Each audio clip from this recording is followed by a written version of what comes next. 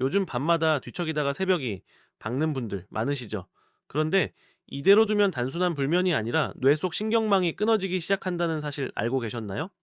잠이 안 오는 건 피곤해서가 아니라 이미 뇌가 SOS를 보내고 있다는 신호입니다. 우리 뇌는 수면 중에 하루 동안 쌓인 독소를 배출하고 기억을 정리하고 손상된 세포를 복구합니다. 이 과정이 제대로 일어나지 않으면 뇌 속에 베타아밀로이드라는 독성 단백질이 쌓이기 시작하죠. 이게 바로 치매의 시작입니다. 불면이 3개월 이상 지속되면 치매 위험이 2배 이상 높아진다라는 연구 결과도 있습니다. 밤에 잠을 못 자면 낮에 졸리고 집중력이 떨어지고 짜증도 많아집니다. 이런 상태가 계속되면 우울증으로까지 이어질 수 있어요. 그런데 놀랍게도 이 끊어진 신호를 되살리는 음식이 바로 호두입니다. 호두 속에는 멜라토닌이라는 천연 수면 호르몬이 들어있고 뇌세포를 보호하는 오메가3 지방산도 풍부합니다. 호두 한 줌이면 하루 필요한 오메가3의 절반을 채울 수 있죠. 하지만 잘못된 방법으로 먹으면 그 호두가 불면을 키우고 치매와 암의 불씨가 될 수도 있습니다. 산패된 호두는 간을 손상시키고 과다 섭취는 오히려 소화장애를 일으킵니다. 특히 센 불에 볶거나 튀기면 건강한 지방이 독성 물질로 바뀝니다.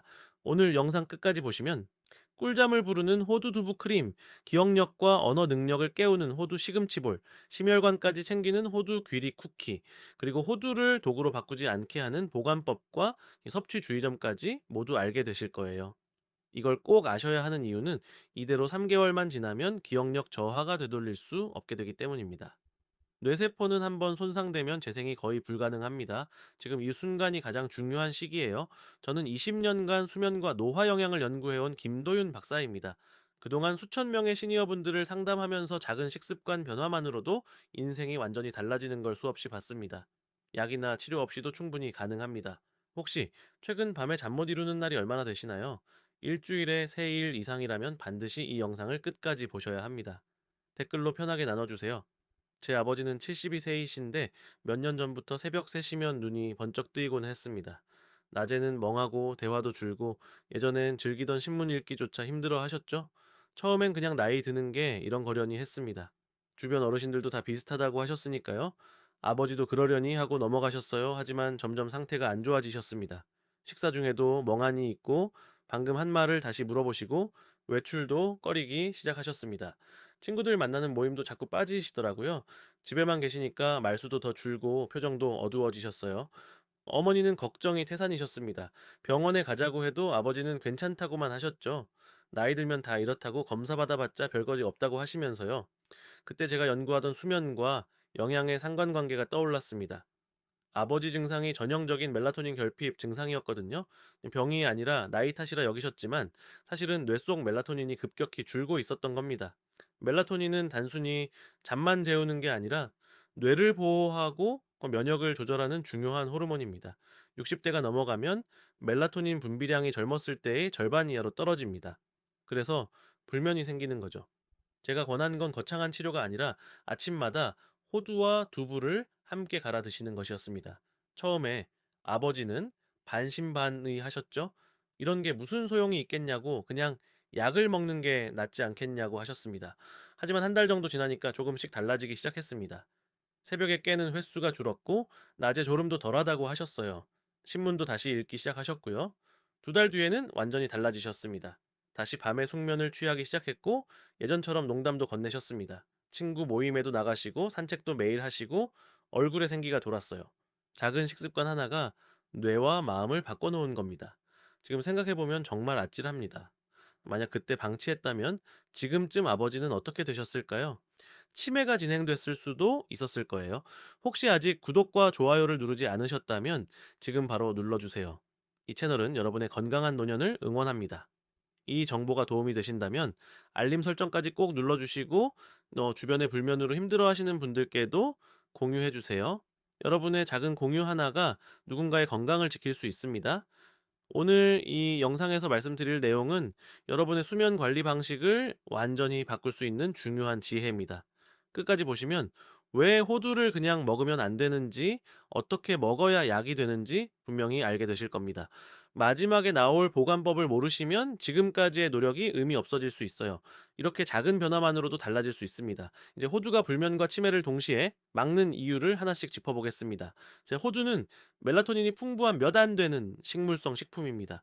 연구에 따르면 호두 100g에는 약 3.5 나노그램의 멜라토닌이 들어있다고 해요. 이게 얼마나 많은 양이냐면 다른 견과류보다 10배 이상 높은 수치입니다. 그런데 호두만 먹으면은 효과가 반밖에 안 됩니다. 왜냐하면 멜라토닌을 만드는 재료가 부족하거든요. 두부와 함께 먹어야 진짜 효과가 나타나는데요. 두부에는 멜라토닌의 재료인 트립토판이 많이 들어 있습니다. 트립토판은 우리 몸에서 세로토닌으로 바뀌고 세로토닌은 다시 멜라토닌으로 전환됩니다. 이 과정이 원활해야 깊은 잠을 잘 수 있는데, 네, 호두와 두부를 함께 먹으면 이 과정이 자연스럽게 일어납니다. 완벽한 조합인 거죠.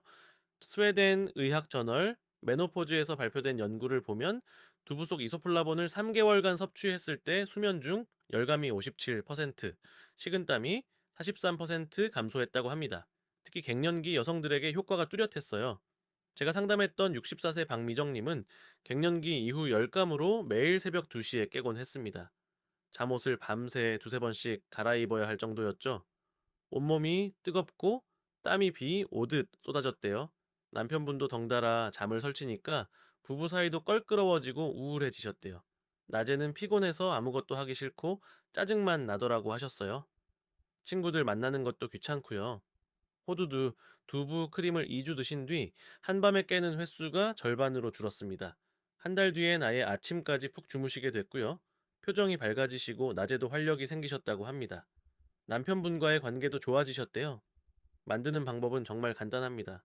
두부 한 모와 호두 60g을 준비하세요. 호두는 먼저 끓는 물에 3분 정도 데쳐서 떫은 맛을 빼고 두부도 한번 데쳐서 비린내를 제거합니다.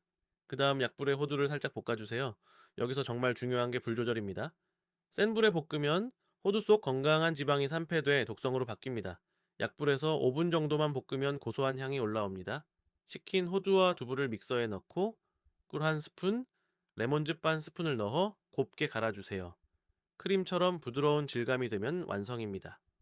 아침 식사 대용으로 드시거나 저녁 9시쯤 간식으로 드시면 좋습니다. 자기 2시간 전에 드시는 게 가장 효과적이에요. 밤에 자주 깨거나 열감으로 잠을 설친다면 오늘부터 이 조합 한번 시도해 보시겠어요? 이번엔 기억력 이야기를 해볼게요. 요즘 말하다가 단어가 안 떠오르거나 방금 뭘 하려고 했는지 잊어버리시나요?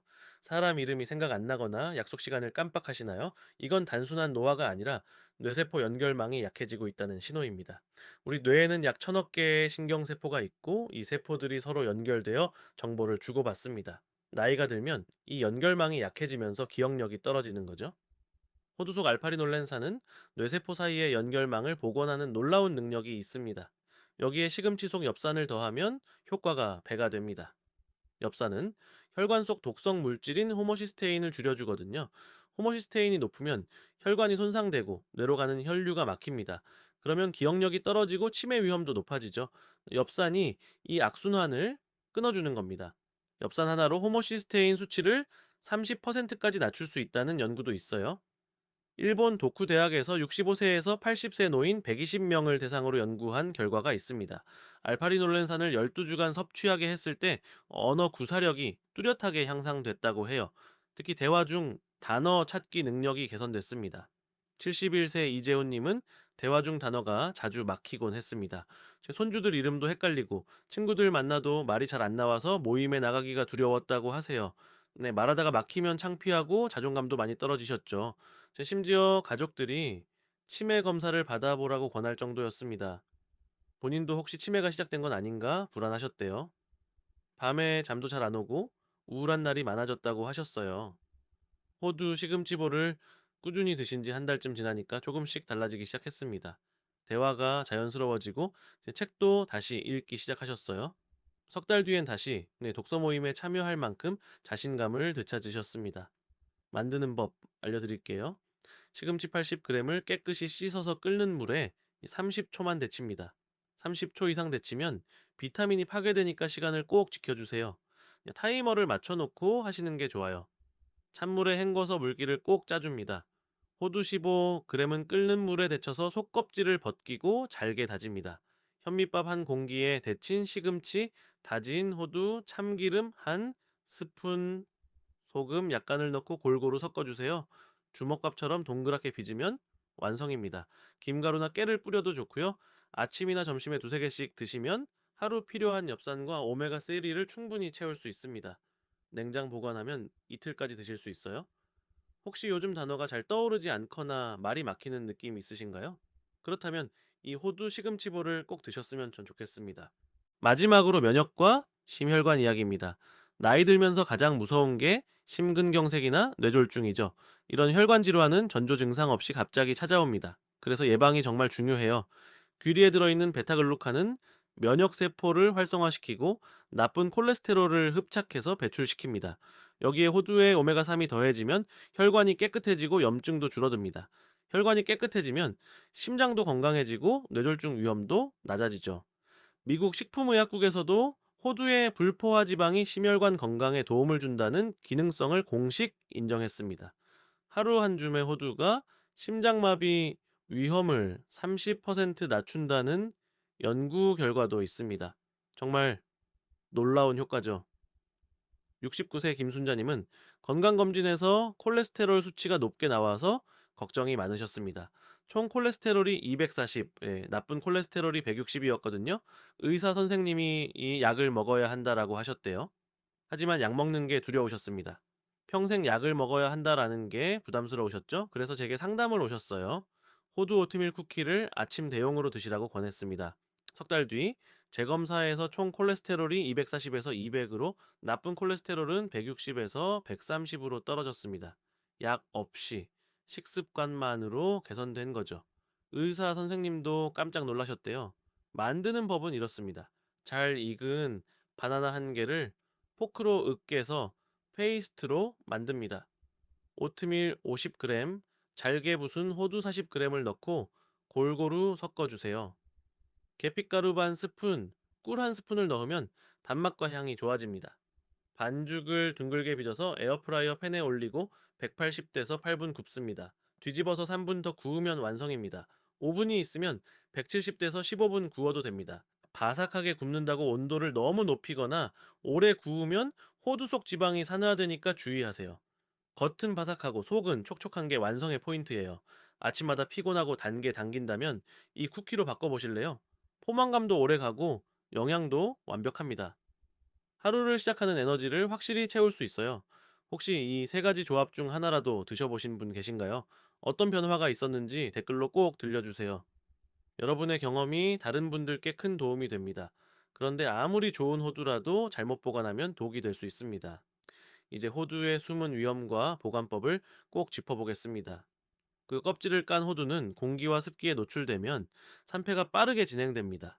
산패라는 건 지방이 산소와 만나 산화되는 거예요. 그러면은 맛도 이상해지고 영양도 파괴됩니다. 더 위험한 건 아플라톡신이라는 곰팡이 독소가 생긴다는 겁니다. 이 독소는 간을 직접 공격해서 간경화나 간암을 일으킬 수 있습니다. 설사나 복통도 흔하고요. 절대 가볍게 넘길 문제가 아닙니다. 제가 상담했던 67세 한 분은 시장에서 산 호두를 산권에 그냥 두고 한 달 넘게 드셨는데 계속 설사를 하시더라고요. 호두를 확인해 보니 쩐내가 심하게 났습니다.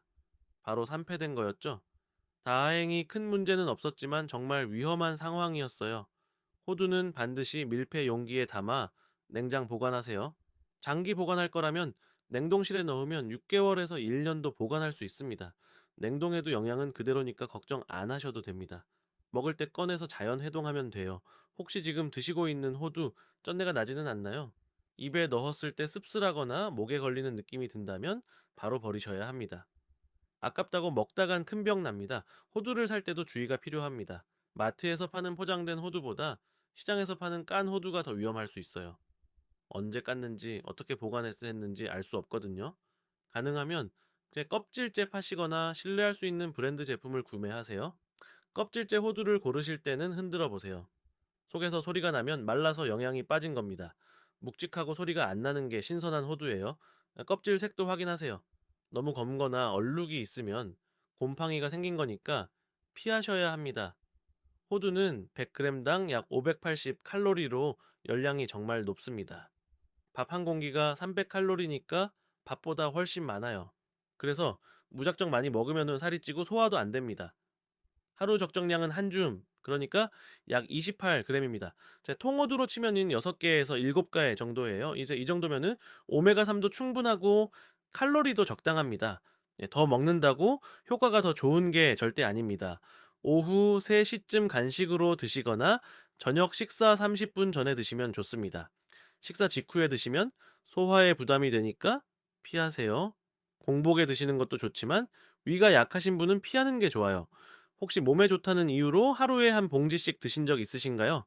그렇다면 오늘부터 양을 조절해 보세요. 적게 먹어도 꾸준히 먹는 게 훨씬 효과적입니다. 특히 당뇨가 있으신 분들은 더 주의하셔야 합니다. 호두가 혈당을 급격히 올리지는 않지만 칼로리가 높아서 과다 섭취하면 체중이 늘고 인슐린 저항성이 높아질 수 있어요. 하루 5개 이상은 드시지 마세요. 담석이 있으신 분도 조심하셔야 합니다. 호두의 지방 함량이 높아서 담낭을 자극할 수 있거든요. 담석 때문에 이제 수술하신 적 있다면 하루 3개 정도만 드시는 게 안전합니다. 호두와 함께 먹으면 안 되는 음식도 있습니다. 이제 술과 호두는 절대 같이 드시면 안 돼요. 네, 알코올이 호두의 지방 분해를 방해해서 간에 부담을 주고 숙취도 더 심해집니다. 자, 녹차나 홍차와도 같이 먹지 마세요. 차에 들어있는 탄닌 성분이 호두의 철분과 칼슘 흡수를 방해합니다. 최소 2시간 간격을 두고 드시는 게 좋아요. 호두를 물에 4시간 정도 불리면 피트산이 줄어듭니다. 피트산은 미네랄 흡수를 방해하는 물질인데요. 물에 불리면 이게 빠져나가서 소화가 훨씬 편해집니다. 물에 불린 호두는 이제 속껍질도 쉽게 벗겨지는데 이 속껍질에 떫은 맛이 많으니까 벗겨서 드시는 게 좋습니다. 자, 특히 소화가 약하신 분들은 불린 호두를 가볍게 볶아 드시면 속이 편하실 거예요. 저도 환자분들께 이 방법을 꼭 권합니다. 효과가 확실해요. 70세의 정명숙님은 호두만 드시면 속이 더부룩했는데 불려서 드신 후로는 전혀 불편함이 없다고 하셨습니다. 호두를 약불에 볶을 때 참기름 한 방울만 두르면 고소함이 배가 되고 영양 흡수율도 높아집니다. 참기름의 리놀렌산이 호두의 오메가3 흡수를 도와주거든요. 이제 프라이팬을 달군 뒤 참기름을 두르고 호두를 넣어서 3분에서 5분 정도만 볶으세요. 볶을 때 색이 너무 진하게 변하면 타기 시작한 거니까 불을 낮추거나 바로 불을 꺼야 합니다. 은은한 갈색이 되고 고소한 향이 올라오면은 딱 적당한 상태예요. 호두 알레르기가 있는 분도 계십니다. 호두를 먹고 입술이나 혀가 붓거나 목이 간지럽거나 두드러기가 나면은 알레르기일 수 있어요. 심하면 호흡 곤란까지 올 수 있으니까 이런 증상이 있으면은 절대 드시면 안 됩니다. 처음 호두를 드시는 분이라면 소량으로 시작하세요. 하루 2개 정도만 먹어보고 이상이 없으면 조금씩 늘려가는 게 안전합니다. 특히 견과류 알레르기가 있는 가족이 있다라면 더 조심하셔야 해요.